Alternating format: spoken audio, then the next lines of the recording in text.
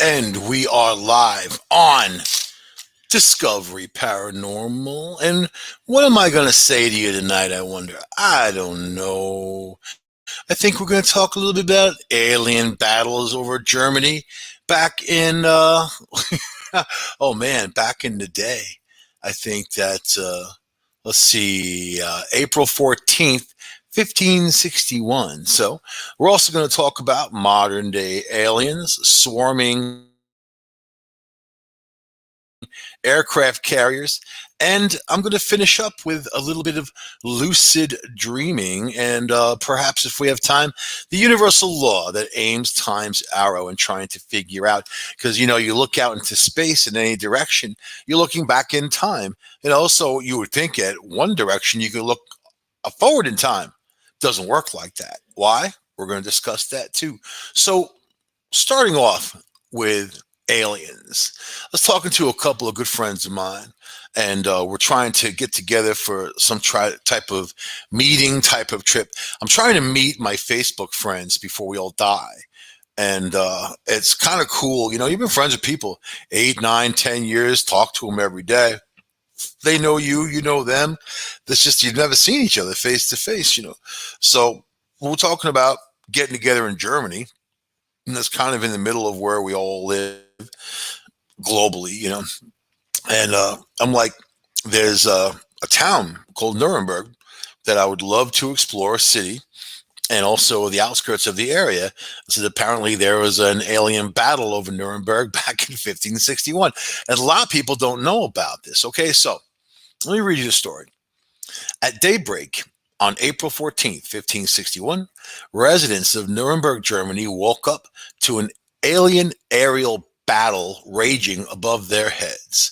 The heavens were illuminated with bright lights that moved back and forth for hours before a huge black spear-shaped object appeared, blotting the sky. Finally, an enormous crash rattled across the city, signaling the end of the strange affair.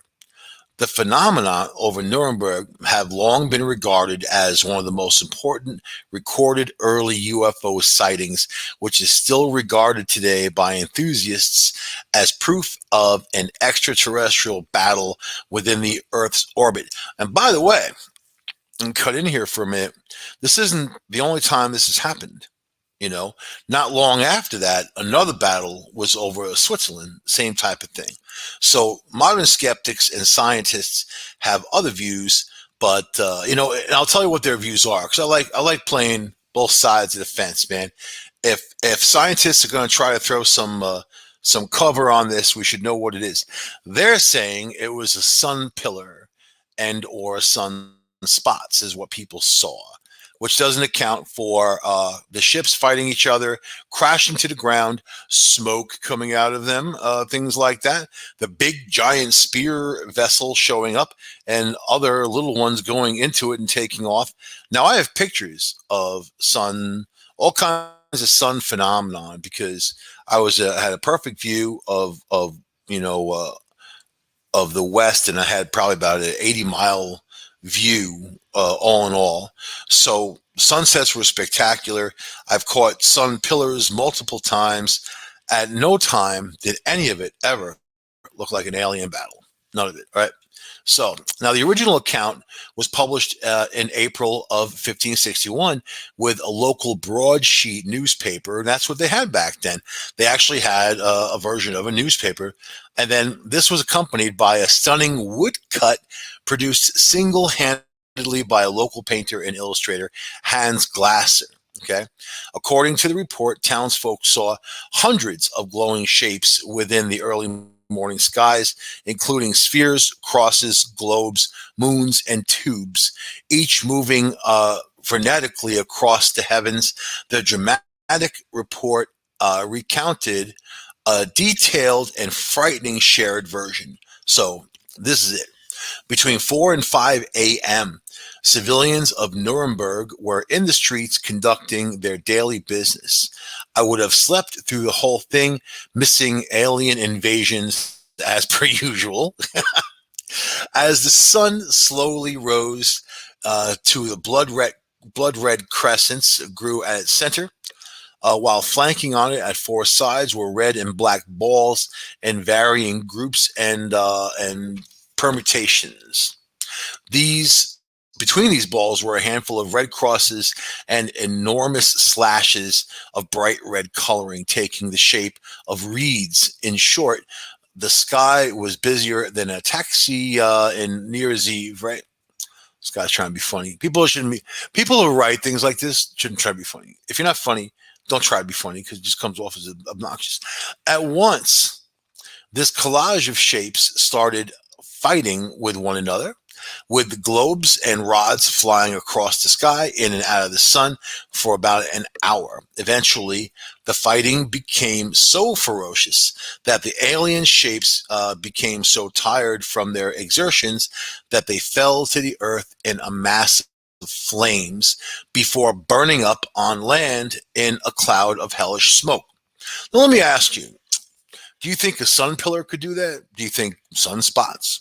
Anything? I mean, this isn't the sun, a little bits of the sun crashing to the earth. So how do you account for the smoke, the spheres, the crosses? And if you ever hear about any alien accounts, all these geometric shapes are present. The cones, the spheres, the cylinders, all that stuff is what people talk about, right? So this navigational spear aspect was the greatest interest to 16th century academics who saw the report as an untapped and unexplained sign from God. God did it. See, when people don't know, they say it's God or the devil. I mean, it's one or the other. That's all they got. Is people don't know. So, in the original news notice, an early form of newspaper, writer Hans Glasser interpreted this as one of many signs from God sent to encourage man to repent for his sins, which was promptly hated or dismissed by an increasing godless world. See? Much like today, You think that Nuremberg, Germany in 1561 was a godless world?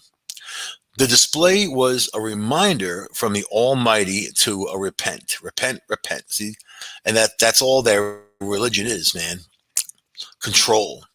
And be grateful for his mercy. But people weren't affected. People weren't beaten down. People weren't, if you're the guilty one, you put on a show. This is something you got to see. The whole thing doesn't make sense. In fact, it's unbelievably stupid. But it's all right. So when it comes to the meanings, but I mean, these people, this is 1561. These people are very simple, very low brow, and very simple. When it comes to the meanings of celestial wars, the theological reading appears to be in the perpetual state of anger and panic. As historically and artistically important as the events were of 1561, the beautifully illustrated report, especially in terms of burning crosses being a representation of God's anger, was undoubtedly exaggerated. As the story passed between onlookers and the literate who had not been present, the story snowballed and grew like a Lego set, adding more and more bits until what was once a pretty scene looked like the modernist carnage. Most contemporary scholars and skeptics believe that the report entirely fictional or misrepresented sun pillar, which is a phenomenon where two additional lights appear on either side of the sun, which doesn't account for one, it was between 4 and 5 o'clock in the morning. Number two, it doesn't account for the smoke, the fire, the noise, the rumbling, the fighting that woke people up out of a deep sleep to see what the hell was going on in the sky. The whole town came out to look and what was going on and everyone had their different accounts. Some people were painters and they painted it. Some people did wood carvings and they carved it, whatever they could to recreate it. Obviously, it was big enough for them to recreate. So the story of the Nuremberg sighting spent centuries in relative obscurity, until psychologists Carl Jung published the 1958 book Flying Saucers, a modern myth of things seen in the sky. Jung's work explored the nature of supposed UFOs, arguing that such sightings were a result of collective unconsciousness, most potent and prevalent of times of unease and upheaval, such as, the incident in the 16th century. So you're always going to have your naysayers, right? The one thing happened for sure: the event, and every event is inevitable. After the event, if you don't have any scientific data to back it up, you just have to go by what people say and try to read between the lines of all of that. But to jump to conclusions saying it was sunspots, it was a sun pillar, and not saying it was an alien battle is excluding the fact that there are aliens, and they're all over the place. And this isn't the first time in history something like this has happened. This has happened multiple times throughout the centuries, right? So, Jung personally believed that the alien battle was a natural atmospheric phenomenon. Okay. After enjoying prosperity for centuries, being a safe haven for nobility and the wealthy following the Reformation, Nuremberg's fall from grace was sudden and severe. Refusing to financially support the prince's battle, the city was fully attacked, isolated, and its trade routes severed. Despite successfully fighting back, the costs incurred. Blah blah blah blah blah. Who the hell cares? Okay. Similar events of those 1561 were reported several more times, with Nuremberg as their focus. In Nuremberg, the once wealthy were subjected to financial and physical hardships and whatever, and they are leading to the increased fear of God's punishment and the oncoming end of times. In places of immense upheaval, apocalyptic visions were similarly commonplace, right? And, as exciting as an alien battle sounds, these people were religious idiots. They didn't know how to put things in certain terms because they think they believe the story, right? It's like the people that walk around with the crystal skulls, for instance, right? And I've talked to these people who actually own some of them. They don't want to hear anything other than what they think. You can tell them, well, no crystal skull ever came about from an architectural dig, ever. They showed up in, these tchotchke stores in Mexico and in South America. Every street corner had one, had a crystal skull from, found in the depths of the earth, right? That's people. And people are tourists in those places, and they get separated from their money. The only people that I know who bought riches overseas, and they have like this amazing stuff and whatever, and and they come back and it's crap. I had an antique store. I had people come in. I bought this. Oh, in South America, it's Precambrian art and whatever, and Colombian art, really?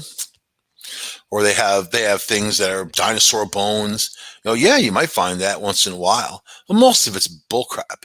Most of it was, it was just like the phenomenon of when VCRs were popular, and at one time they were like $400 or $500 for a VCR, and there was dudes in the city with VCR boxes, and they would put rocks and crap in there to weight the box down, seal it up, stand in the street when people are going through traffic, and be like $50, $50 VCR, $50. People think that it's hot. They know the guy is not a registered dealer of Sony VCR or RCA. They think the guy just some crackhead walked into a store, boxed the thing, took it, and then here they are to sell it for you. These guys are giving $50. They go home, they open up the box, and they find wet newspaper in there or whatever it was to weigh it down, feeling like an idiot fool because they wanted to do something illegal. They got taken, right? So that happens. Gold jewelry. Oh yeah, the guy in the street going up and down with the gold chain, Looks nice. It's nice and heavy, but whatever. It's not gold. It'll say it's 14 karat gold. They buy those little tags all day long, put it on stuff. People are stupid. But does that mean it wasn't an alien battle over Nuremberg? So I went on to Google Maps, and then I went and looked at Nuremberg. I zoomed out. I put the satellite on, and I was specifically looking for large areas of cleared land where if an alien ship that's full of radiation crashed, nothing's going to grow there, and most likely it'll still be radioactive to this day because that stuff doesn't go away in 4 or 5 or 600 years. In fact, most of that plutonium or even our radioactive materials have a half-life of 5,000 years. So that means it's full potent for 5,000 years and then it starts to die down after that for the next 5,000 years, most likely getting down to zero, except we'll never know because we don't live that long, right? But I looked at the map and I did see areas that were where the forest was cleared. There was no homes there. It wasn't near any farms. It was dense vegetation. And sure, there's reasons why that could happen, but there's a few areas that I'd like to go and check out with some equipment just to see if I'm right, and love to hang out in Nuremberg anyway and check it out. So what do you guys think about all of this? And then the same thing happened over Switzerland not long later. It seems to me like there was people battling it out, right? So then Admiral Byrd, when he took his fleet down to the South Pole and wrote in his personal diary on how, they were attacked by little silver discs that came out of nowhere. He said that was the biggest danger to the United States. His airplanes went to attack. They flew into some kind of invisible barrier, exploding in the air. All the ships that he brought down there, many of them were completely destroyed. Does that sound like a day at the beach to you? Or does that sound like something was there that didn't want those guys to be part of it? So people will have told me, those were Nazis. Nazis. So Nazis had this unbelievable, incredible power. They were able to destroy anything. The little silver discs where the Nazis in them came out, and they blew everybody away. They had force fields and all that. Really? So why did they lose the war? Why were they crushed? Interesting. They ran out of fuel. They ran out of food. They were isolated. It was only a matter of time, So, but were those people in the South Pole Nazis? No, of course not. To think of, when people say certain things to me, I have to really behave myself. And depends what level I like them. I have to really behave myself to keep my mouth somewhat shut because I just don't believe it. Like, really? And especially if you associate yourself with certain people who make just really outrageous claims. And the claims they're making all come from websites that are 100% USDA bullshit. Bullshit. Websites that just make it up as they go along. Like CNN, let's face it. CNN, MSNBC, they all do that too. But this is even worse, and I get frustrated when people say certain things that they don't know what the hell they're talking about. Not ever, not ever. But yet they keep talking. So anyway, all right. How's this? You're going to like this. Images leaked from Pentagon investigation shows UFOs swarm above Navy destroyers. So, of course, there's a report coming out soon about UFOs. Pentagon report. Everybody's been talking about it for quite some time. They're getting people ready to handle some information, right? So this is modern day, not 1561. All right. Amazing images have been leaked from a secretive Pentagon investigation of UFOs. The task force has been gathering evidence for a comprehensive report for Congress Congress, which is due in June, that includes photographs and videos of UFO encounters with the U.S. military and their assets, including Navy destroyers off the southern coast of California, right? Part of the report is to educate other military and intelligent officials about the nature of UFO mystery. See, that's BS, because they would never release a report that's meant for these people to the public. It would be classified and you're not going to be able to see it. This report is made for you to understand we're dealing with something bigger. And I think that they have contacted us, and I think that there's something going on with this, right? And they're going to have a major announcement, and they're easing people into it, right? The new images were gathered by the task force and obtained by investigative filmmaker Jeremy Corbell, whoever that is, who confirmed their authenticity. Mystery Wire, this is the paper, part of it, that I'm quoting, has independently confirmed that the visual material that's included in the briefing presentation that's prepared by the UAP task force. So some of it is stuff you've seen already, where they were chasing down these UFOs with their Navy ships, right?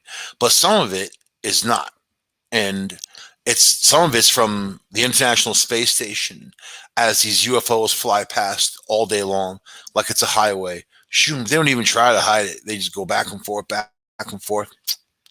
You know what I mean? So, in one picture, the USS Omaha, well, three pictures here.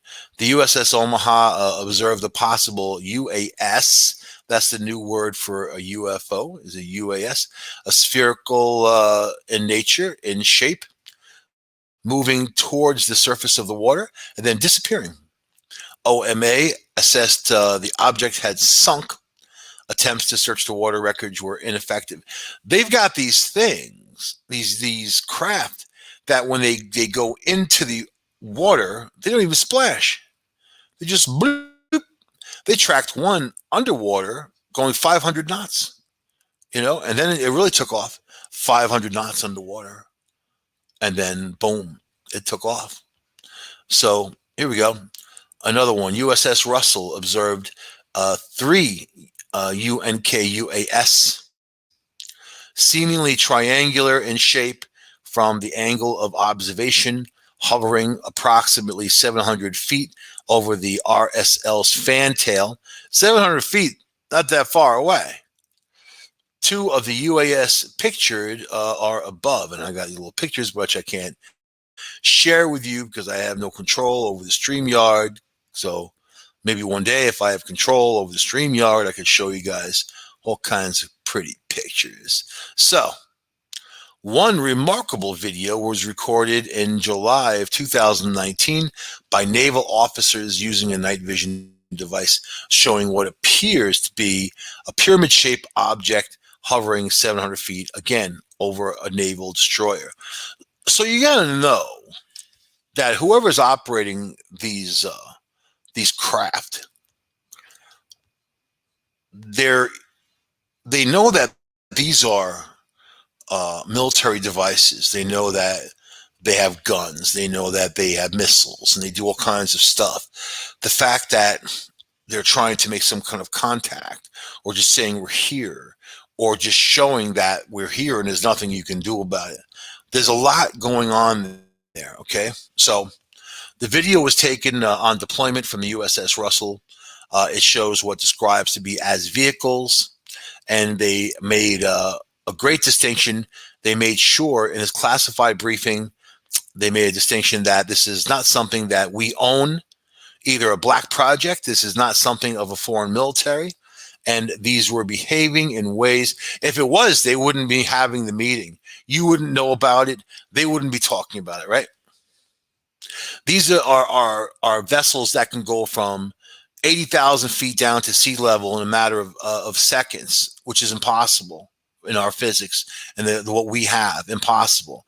It has no heat signature, it makes no sonic boom when it takes off. So obviously it's technology well beyond anything humans can think of, right? But where was I? So it's not something from a foreign military, and these were behaving in ways that we did not expect, and that they were, shaped non-aerodynamically like pyramids, and these are flying pyramids. Pyramids. What else do we know about pyramids on this planet and the civilizations that form those pyramids, right?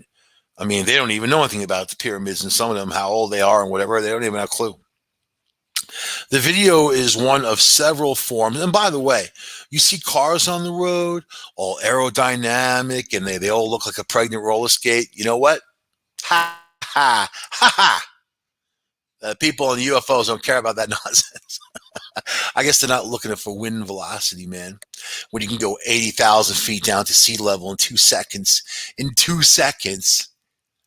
The video is one of several forms of visual evidence gathered by the UAP task force to document bizarre encounters reported by the U.S. Navy during the past 2 years, including photos of 3 stationary drones of unknown origin. Stationary drones of unknown origin. So, with me, this is the way I am. Okay. I'm the kind of person that thinks, okay, here you are. No matter if you're a human, no matter what kind of thing you are, even if you're a cat or a dog, you have to have some quality of life, something that you look forward to every day, something that you do, something that gives you that drive. I think that aliens are no different, and there's something about them. There's so many things happening at once. I'm having a hard time with everything because the COVID, the vaccines, all this alien stuff, it's just very weird how things have come together. I'm not saying there's links. I'm just saying that there's a lot of information there to absorb. But when I hear people talking about simple things, crop circles, whatever, I kind of have a laugh over that, because I remember in Oprah Winfrey when the original guys who made the crop circle went on her show with the rope and the board and how they made their circles so perfect, and by using rope and a pole and then kind of going in a circle. So same for the Bigfoot guy, the one in Tennessee. There was many before him, but there's people who love to hoax things. You can't hoax an alien aircraft going from 80,000 feet down to sea level in 2 seconds. You can't hoax that. It's not a hoax. It's something that's very real and present. So the fact that there's a technology like that out there with creatures like that, and they haven't destroyed us yet because they think that we're so awesomely stupid and useless and, shouldn't be. More like humans are an infectious disease on the surface of the earth. No, we're here for a very specific purpose. And there's no doubt that they're part of us, that they've helped us grow and helped us understand. There still needs to be a big push to get people out of that primitive nature that makes us want to destroy what we don't understand. So this report's going to come out, and it's going to mean a lot to the UFO people. It'll mean nothing to other people, and maybe some people in the middle who are undecided will come forward and start admitting, like, wow, yeah, there's a bigger thing out there. The one thing that is a big danger, which I am told, is religion, because religion will fight very hard against any kind of aliens.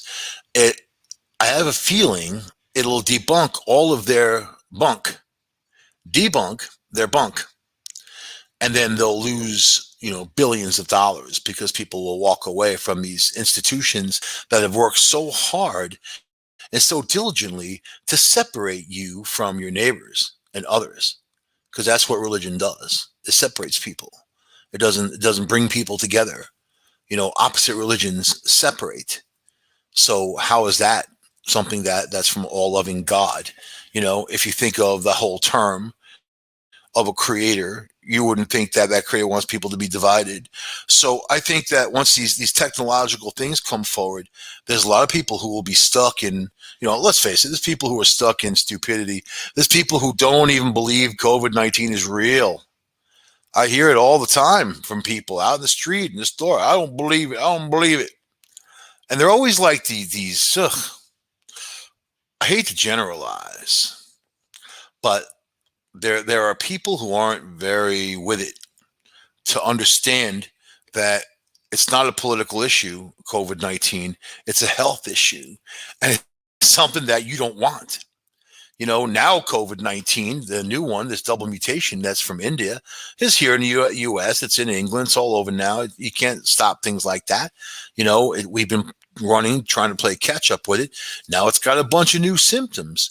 It's attacking your skin, lesions on your skin, even things like your mouth, dry mouth, that type of thing.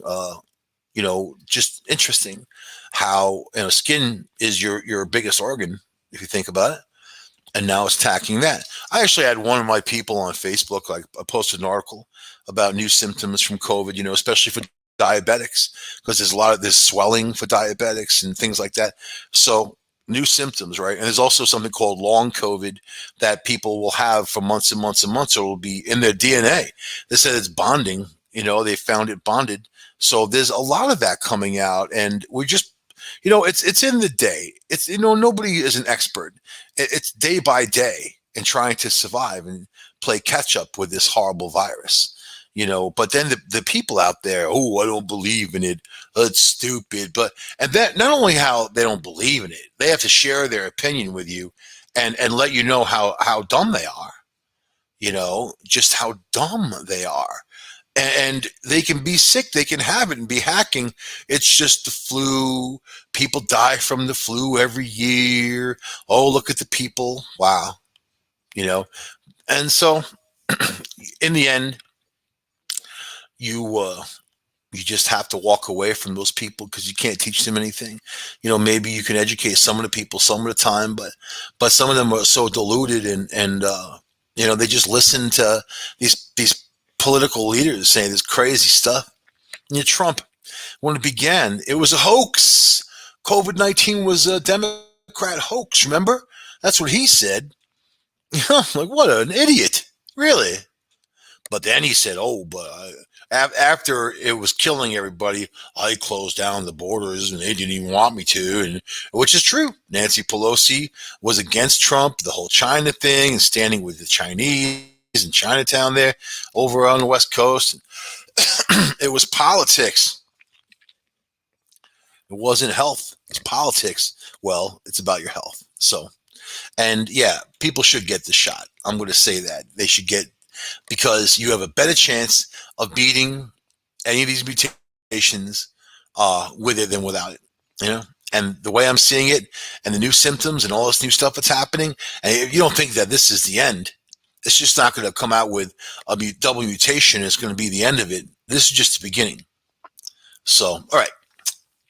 The universal law that makes, that aims time's arrow. People always wonder about time because we never seem to have enough of it from our loved ones, from our lives, the hours in a day, sometimes the minutes in an hour. We just don't have enough time.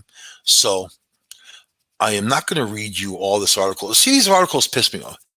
It's written by Natalie Wolkover. Look at her smiling. She's got a big bubble head, really big smile. She's probably very nice. But she writes, this article. See, when I read an article, I want to know the facts. I don't want to read a novel. And these people write like they're writing a novel. So let me read this to you. Pour milk into coffee, and the eddies and the tendrils of white soon fade to brown. In half an hour, the drink cools to room temperature. Left for days, the liquid evaporates. After centuries, the cup will disintegrate, and billions of years later, the entire planet, sun, and solar system will disperse. Throughout the universe, all matter and energy is diffusing out of hot spots like coffee and stars. You see, already I would stop reading. I wouldn't even gotten it past the drink cools the room temperature. I wouldn't even gotten past the second sentence until I say, all right, I can't get anything from this. But you just have to kind of scroll ahead, you know? So I'll get to the scientific part that she quoted scientists because that's the only time you're going to learn anything. All right. This gradual spreading of matter and energy called thermalization aims the arrow of time. But the fact that time's arrow is irreversible, so that hasn't been proven, there is no mathematical barriers to going back or forward in time. I will say that. And I'm a math person. So let's see. Time's reversible. That hot coffee cools down. Let's go back to the hot coffee again. Thermalization is a statistical outcome. The coffee's heat is far more likely to spread into the air than the cold air molecules are to concentrate energy into the coffee. Oh, back to the coffee again. I can't do it. While it's easy to see where thermalization leads, she must really love her coffee. It's less obvious how the process begins. If you start far from the equilibrium, like in the early universe, how does the arrow of time emerge? Starting from the first principles. So Jürgen Burgess, the theoretical physicist at Heidelberg's University in Germany, the guy actually does all this work, and he probably drinks tea or beer. Actually, he's in Germany. Warm beer at that. Yeah, he looks like a warm beer drinker, definitely. Over the last few years, Burgess and a network of colleagues have uncovered a surprising answer. The researchers have discovered simple so-called universal laws governing the initial stages of change in a variety of systems consisting of many particles that are far from the thermal equilibrium. Their calculations indicate that these systems examples include the hottest plasma ever produced on Earth and the coldest gas, perhaps also the field of energy that theoretically filled the universe in its first split second, begin to evolve in a time in a way described by the same handful of universal numbers, no matter what the numbers consist of. See, now, and I'm going to add this in there.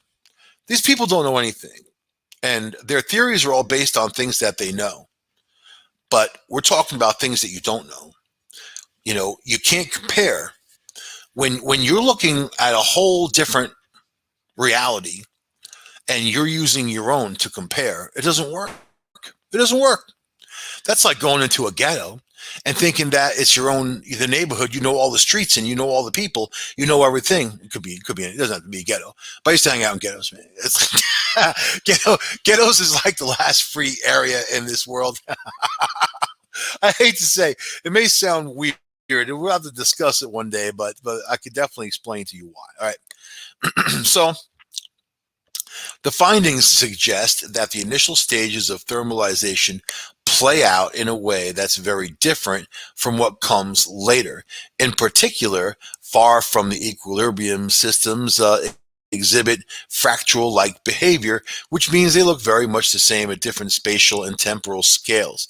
Their properties are shifted only by a so-called scaling exponent, and scientists are discovering that these exponents often are simple numbers like 1 over 2 fractions, negative 1 over 3, for example.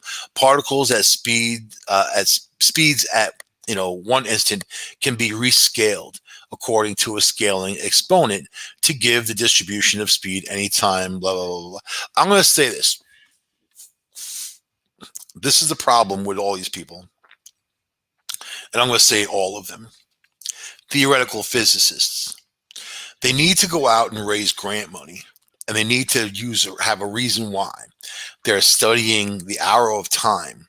But yet, if you don't include quantum physics and you don't include other types of physics, a higher level of our macro world, which I call megaphysics, So you have the micro, you have the macro, you have the mega, and all these situations, the system of physics works exactly the opposite of all the rest. When it comes to that, that throws your theories off. If you're trying to compare off of what you know and what you've learned off of this planet by itself, this planet by no means represents the universe. It's just a little bubble, a little tiny blue dot compared to everything else going on. You don't know what's going on out there because you're not there to study what's going on, and you don't have the lifespan to see what's going on, to understand it. So then you have to rely on some warm beer drinking German guy, you know, who's going to tell you about his theories. I got great theories, man. Back in the day, we all used to hang out and just talk about this stuff all night long. Theories of the universe and why things work. Then there's dark matter, matter, antimatter. I mean, there's so much that you have to also put in, and your thermalization may not hold true in other areas in the universe, but is there time in those places, or does time just exist for us here? That remains to be seen. For the spinning of the earth, for the gravity that we have. I mean, time and gravity, can impact one another. Einstein proved that, right? And same as speed. So here we go. Burgess is widely seen as a leading in theoretical effort with a series of seminal papers since 2008. Let's see. The physics of universal scaling. He and a co-author took another step this spring in a paper called Physical Review Letters, then explored pre-scaling. So, okay. What does that mean to you? Probably nothing. Probably nothing. Let's just say energy cascades. While Burgess began studying far from the equilibrium dynamics, he wanted to understand the extreme conditions at the beginning of the universe when the particles that now populate the cosmos originated. So let's talk about the Big Bang. Right? Boom! Big Bang happens. Here comes a shockwave. From the days of that explosion to the days after, how many days at the center of the Tootsie Roll Tootsie Pop do you think it's up to? Because the further you go out, the more the days turn into eons or millions of years. But yet at the center, it could only be on its second, third day, sixth day, which is really interesting, because we're talking about distance and time and timelines and the rule of time, right? And if time just exists for us, then how do you know that time exists? And the laws of time exist for those other individuals or any other place in the universe. You don't. The only thing you could do is study things. On a recent show, I kind of talked about if you were, let's say you're 2,000 light years away, which means it would take 2,000 light years to get to that place. 2,000 years of light speed to get to that place, which is pretty intense, right? So if you were to see, let's say someone's 2,000 light years away and they're looking at the Earth. They have some massive telescope that they can look out and see the Earth perfectly, right? But they're seeing the Earth 2,000 years ago from their perspective. They're not seeing us now. They're seeing Jesus walk around or whomever. Whatever's going on back then is what they're seeing, right? And the same for us, for them. When they say we've gotten these signals from space, all these signals, how do you know those signals aren't millions and millions and millions of years old? And they're not even meant for us, and that civilization completely gone. Some of the planets out there that we look at could be gone. We would never know. We wouldn't know until that light gets to us. So there's a lot of not knowing. When I was driving across the country, man, that's the best time to think about this stuff, right? Einstein, he got his theory of relativity idea riding a bus, a Greyhound bus. He imagined the bus going the speed of light, and he came up with a supposition that anything that gets to the speed of light would stop because it's a barrier that you can't go past the speed of light, that you wouldn't be able to burn any fuel that could get you past the speed of light. Already they're talking about warp drives. I have plenty of articles that we could discuss about warp drives and how they're making these warp drives. But I think the only way to travel through a magnetic universe is through a magnetic door, which is quantum physics, moving from one place to the other instantaneously without no fuss, no muss. And now they're starting to transfer larger things in these little tiny particles through quantum physics from, one place to the other, 150 miles instantaneously.